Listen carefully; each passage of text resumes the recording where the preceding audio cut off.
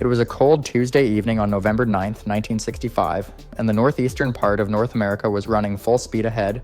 Families were heating their homes, streetlights were flickering on as night crept in, and kitchens buzzed with the usual dinner time rush. But behind all of this, everyday life was a power grid stretched nearly to its limit, and no one knew that one tiny flaw in the system was about to bring everything crashing down. At exactly 5:16 p.m., something strange happened near the border between Ontario and New York. A protective relay, a kind of safety switch built into a transmission line, was triggered at the Sir Adam Beck Hydroelectric Power Station No. 2, not far from Niagara Falls. That one piece of equipment had been misprogrammed. It wasn't broken. It was doing exactly what it was told to do, just not in the right situation. The system had been designed to shut down if it sensed something going wrong deeper within Ontario Hydro's massive network. And on that chilly November night, the demand for power was spiking higher than usual. The lines were working hard, maybe harder than they should have been. What happened next was like a domino effect on steroids. The relay tripped. One transmission line shut down. That forced all the power it had been carrying to surge into the other lines nearby. But they couldn't handle it either, and one by one they overloaded and shut themselves off too. This instantly cut off the Sir Adam Beck station from southern Ontario. Suddenly that whole region lost its main source of power. Now, with nowhere else for the electricity to go, the excess load was pushed east into New York State, but the grid there wasn't built to handle it either. Power lines began tripping in New York as well, overwhelmed by the rush of redirected energy. The pressure built fast. In just minutes, the electrical system throughout the Northeast fell into chaos. Power stations were going dark. The grid was breaking apart into isolated pockets, each one trying to survive on its own. Some places managed for a few minutes, others collapsed right away. By 5:17 p.m., only 60 seconds after that first relay tripped, the blackout had officially begun. Whole regions, parts of Ontario, New York, Pennsylvania, Massachusetts, and more were thrown into darkness. Over 30 million people were affected. It wasn't just a flicker, this was the kind of failure that made everything stop. Subways froze, elevators stalled, radio stations started to slow down. Even the music on the airwaves began sounding off pitch because the electricity running the machines wasn't stable anymore. Nobody expected a single setting on a single piece of equipment to bring down the lights in more than 10 states and part of a Canadian province. That's exactly what happened, and within minutes, engineers across the Northeast were scrambling to figure out how something so small had caused something so big. As the lights blinked out across the Northeast, confusion set in instantly. In New York City, rush hour was in full swing. Thousands of commuters had just packed onto subway cars when the trains ground to a halt deep below the city streets. Within moments, the entire subway system stopped operating, leaving nearly 800,000 people stranded underground. Emergency lights flickered on in some cars, others went completely dark. Above-ground intersections quickly turned chaotic. With traffic signals dead, cars jammed the streets. Pedestrians were left to direct traffic with flashlights and hand gestures, while police scrambled to manage major roadways without any electronic assistance. In just a few minutes, New York, a city that never sleeps, felt frozen in place. But the blackout wasn't just hitting New York. In Boston, thousands of people had to make their way home on foot. Streetcars and trolleys shut down mid-route, leaving entire neighborhoods eerily quiet. In parts of Ontario, the sudden loss of power created a different kind of concern. Temperatures were falling, and without electricity, homes and buildings with electric heating grew cold fast. Emergency centers began filling with people seeking warmth and light. Airports were forced to close almost immediately. With radar systems offline and no runway lights, planes were diverted or grounded. Over 30 commercial flights had to be rerouted within the first hour. Passengers sat waiting in terminals lit only by candles and battery-powered lanterns. Meanwhile, air traffic controllers tried to manage communications by phone, struggling to stay in contact with pilots flying blind above the region. Hospitals switched to backup generators, but the load was heavy, and not every system made the transition smoothly. In some places, patients were manually ventilated by nurses using hand pumps. Surgeries in progress were paused or performed under dim lighting. In one New Jersey hospital, the emergency room had to be cleared because their power systems failed completely. There was no warning. People didn't have time to prepare. Food spoiled in refrigerators. Water pressure dropped in apartment buildings. Radios, which many people relied on for news, began to fade in and out as transmission towers lost power or failed to switch over to emergency supply. For many, the blackout wasn't just a loss of electricity, it felt like a total breakdown of normal life. Yet in all this darkness, something unexpected began to happen. Strangers helped each other. Store owners handed out flashlights and batteries without charging. People opened their homes to neighbors who had no heat. Even as modern systems failed, human connection began to take over. And while millions tried to adapt to the silence and the dark, utility companies were just beginning to understand what they were really dealing with. A massive, unexpected failure, still spreading in ways no one could predict. As power grids across the Northeast collapsed, engineers and technicians were left scrambling in the dark, both literally and figuratively. In control rooms from Pennsylvania to Quebec, blinking consoles offered little insight. Most believed at first that a single line or transformer had failed, but as hours passed, it became clear that the issue was something far more complex. What baffled experts the most was the scale. Entire regions, connected through vast networks of transmission lines, had gone silent almost all at once. The first suspicions leaned toward human error. Was a technician somewhere responsible for triggering this massive chain reaction? Others considered sabotage, a fear not uncommon during the Cold War. Military officials monitored radar systems closely, watching for signs of an attack, even though no direct evidence pointed in that direction. Still, the suddenness of the outage had a kind of surgical precision that left many uneasy.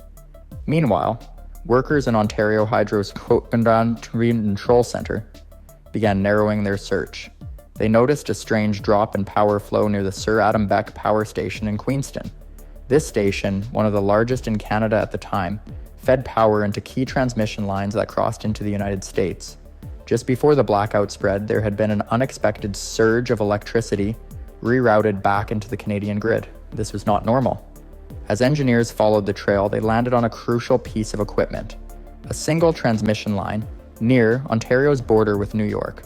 On that line sat a protective device, a relay designed to cut off power if the system was overloaded. It was supposed to act like a safety valve, shutting off flow to prevent damage. But something had gone wrong. The relay had tripped, not because of a massive overload, but due to a miscalibrated setting.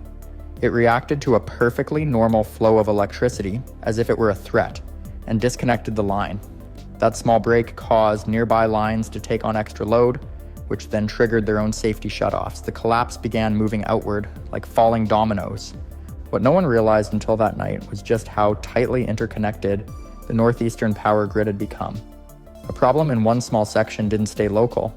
It quickly rippled across multiple states and provinces. Within minutes, the grid's entire balance fell apart. Still, even with the suspected cause in view, restoring power wasn't simple. Technicians had to carefully restart sections one at a time. Too much load added too quickly could cause another failure. It took careful coordination between companies across international borders to begin bringing the lights back. Throughout the night, the investigation deepened. Utility officials, engineers, and government leaders began to ask hard questions. How could a single faulty relay plunge over 30 million people into darkness? And if it could happen once, could it happen again? By the early hours of the next morning, the massive blackout was slowly being reversed. Electricity returned to sections of Manhattan just before dawn. In Boston, streetlights flickered on after more than 10 hours of complete darkness. Toronto and other Canadian cities saw power restored in phases as crews worked through the night with extraordinary caution. Once the worst had passed, attention shifted to public reaction, and it was not what many had feared. Despite the panic that could have erupted in such a large-scale outage, the public response was, by most accounts, remarkably calm. In New York City, thousands of people were trapped in subway cars, but most waited patiently until help arrived. Others helped direct traffic at intersections when signals went dark. In hospitals, staff worked by flashlight and candlelight to continue caring for patients. Emergency services were tested but not overwhelmed. Some looting did occur, but it was isolated. In fact, many officials noted that crime actually dropped during the blackout. The general mood, once the shock faded, turned reflective. Newspapers and radio broadcasts praised the way communities had pulled together during the crisis. In Washington, President Lyndon B. Johnson quickly took notice. He ordered the Federal Power Commission to conduct a full investigation, not just into the technical cause of the blackout, but into the design of the entire power grid. questions were raised in Congress about how such a vast system had no built-in safeguards to prevent a single failure from spreading.